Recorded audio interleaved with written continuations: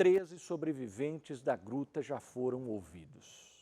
E outros 5 devem ser ouvidos nos próximos dias, segundo o delegado Dr. Rodrigo Pato, que cuida desse caso.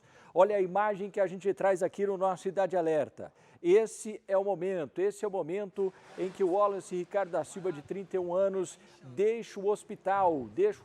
Ele estava internado no HC, teve alta médica hoje, ele já está com a família em Batatais. E assim que saiu do hospital, a nossa repórter Ludmila Osório conversou com ele. O Wallace diz que foram momentos de muita tensão. Ele ficou soterrado ao lado de 2 companheiros que, infelizmente, acabaram morrendo. Veja na reportagem. O sentimento era de felicidade. Estou bem feliz, agradecendo muito a Deus aí, porque não foi fácil não. Agora saindo para poder trabalhar o psicológico um pouco também. Nosso encontro com o Wallace foi na porta do Hospital das Clínicas de Ribeirão Preto. Com os pés e os braços enfaixados, o bombeiro civil permaneceu dentro do carro e lembrou do dia da tragédia. Por volta da meia-noite, a gente encerrou as atividades às 10 horas. Aí nas 10 horas da noite até uma meia-noite eu fiquei andando na caverna, conversando com o pessoal. Aí quando foi 00:02, que eu estava conversando com o Cândido, que estava deitado do meu lado, que foi a última hora que ele me perguntou que horas era, né? Foi 00:02 e eu deitei do lado dele e do meu outro lado estava a Débora. E eu deitei de barriga para cima. E eu lembro que ainda estava chovendo e escutei um trovão. No que eu escutei o trovão, eu abri o olho. No que eu abri o olho, eu já vi que estava desmoronando. Ele contou que foi atingido por várias pedras. Só lembro que deu tempo de eu levantar essa mão para tentar proteger o meu rosto, mas a pedra já caiu. E ficou entre a pedra e o chão, essa mão aqui. E o ombro para baixo já ficou todo cheio de pedra. E a outra pedra, ela não conseguiu alcançar até o meu rosto, ela travou na parede. Acho que foi aonde que eu consegui respirar e consegui pedir socorro. O Wallace estava deitado ao lado de 2 colegas que não sobreviveram. Eu escutei muita gritaria, sim. Escutei muita gritaria. Só que os que estavam comigo, deitados do meu lado, até no momento os que eu conseguia ver, eu chamava eles, eles não respondiam. Eles não respondiam. Aí o pessoal que estava do lado de fora, escutei gritaria, escutei pedindo socorro. Só que ver mesmo eu não estava vendo nada, porque eu estava por debaixo das pedras lá. Ele passou a madrugada inteira soterrado. Eu fiquei consciente que o pessoal que tinha conseguido sair, né, sem ficar soterrado, fizeram um buraco para mim, né, para me poder entrar mais ar, para me poder respirar. E foram pedir ajuda. O bombeiro civil diz que teve muita calma. Nesse tempo que eles foram pedir ajuda, eu fiquei trabalhando minha cabeça, sabe? Porque, assim como a gente é bombeiro civil, a gente segue sempre o primeiro mandamento, né? Sempre manter a calma. Então eu trabalhei meu psicológico, fiquei pensando nos meus filhos, na minha família. E muita calma mesmo. O que você pensava naquele momento ali, que você ia conseguir sair?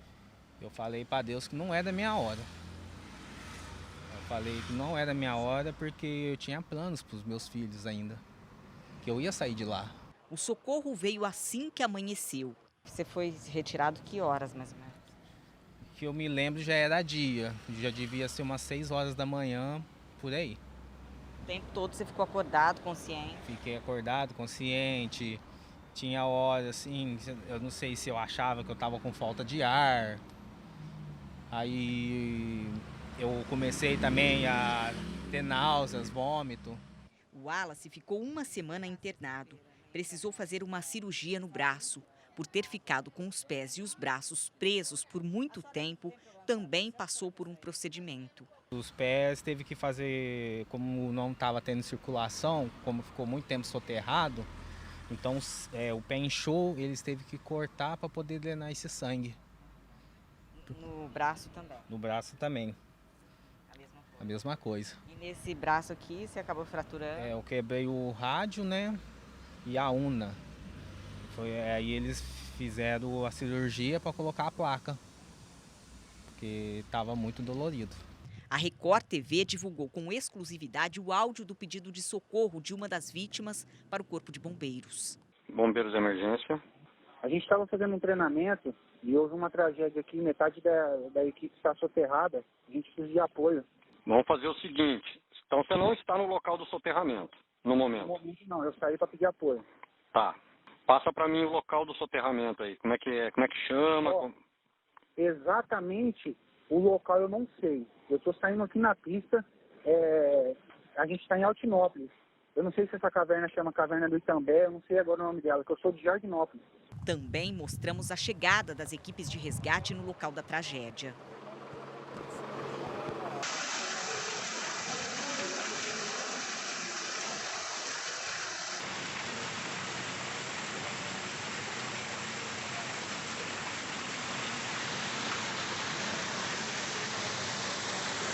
Foram quase 20 horas de trabalho. Aí sim, graças a Deus. Ninguém fica para trás. É isso mesmo, graças a Deus.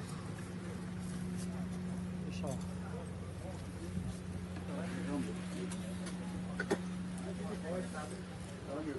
Nossa equipe foi a primeira a entrar na gruta depois do acidente. A gente está bem perto aqui de onde os bombeiros civis foram soterrados. E a gente vê algumas pedras. O tenente, são essas pedras que acabaram caindo. E a gente percebe que se bate, né, é arenito que acaba desmanchando, né? Sim, essas pedras elas são areia compactada, né? Mas elas ficam muito pesadas. Mas pode ver, a hora que a gente bate elas eram blocos bem maiores. Elas formaram blocos bem maiores, que na hora da queda, até sobre os bombeiros, elas quebraram e formaram essas pedras menores que nós podemos ver aqui. Os 29 bombeiros civis participavam de um treinamento. 9 morreram soterrados. O Wallace diz que não se conforma com a morte dos colegas. O Celso mesmo era meu amigo de infância.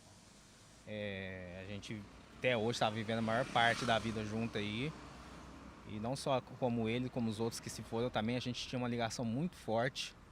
A gente era tudo da mesma equipe, sempre estava junto em todos os cursos, sabe? E eu já considerava eles como irmãos para mim.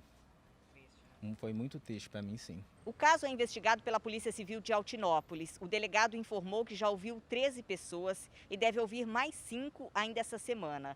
O Wallace, o bombeiro civil que recebeu alta médica, também deve ser ouvido nos próximos dias. O Wallace é padeiro, mas sempre teve um sonho de ser bombeiro. Se formou há 2 anos e há 20 dias recebeu o diploma de instrutor. Ainda não decidiu sobre o futuro. Sempre foi meu sonho ser bombeiro. Sempre foi meu sonho. Prestei para militares, sabe? E nunca consegui entrar. Aí quando eu conheci o curso de bombeiro civil, é o que eu falo, acho que as coisas não é em vão. Quando eu entrei, as portas se abriram muito, eu conheci muita coisa, fiz muitos cursos. Agora eu vou esperar, como eu vou ficar afastado esses tempos aí agora, eu vou tentar pôr minha cabeça no lugar com a família primeiro, recuperar bem o meu corpo, mas ainda estou meio indeciso nessa questão ainda. E o outro bombeiro civil que estava internado também já teve alta médica ontem. Antônio Marcos Calda Teixeira vai terminar a recuperação em casa ao lado da família, isso em Franca, né? O Antônio estava internado na Santa Casa de Batatais, essa é a imagem que a gente traz. E com uma tipóia no braço, o Antônio ainda está muito debilitado. Ele teve ferimentos pelo corpo, chegou a ficar soterrado, foi um dos primeiros a ser socorrido e levado, inclusive, para a Santa Casa de Batatais. Ficou 6 dias internado e ainda tem dificuldade para andar por causa das fraturas.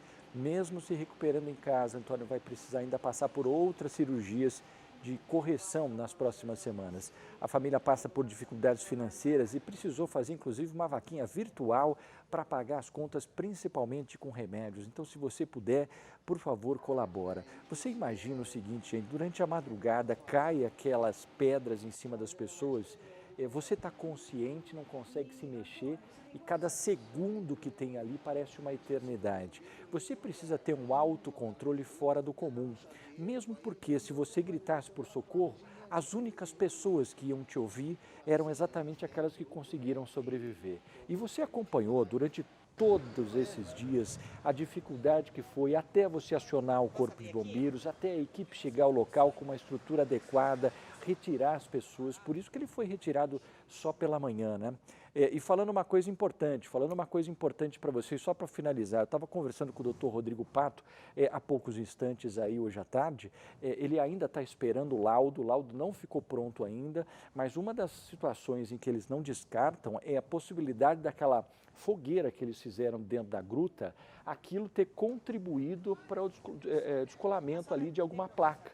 Porque com o calor aquilo fica ressecado, né, há umas possibilidades, e aquela placa ter caído em cima dos participantes desse curso, né?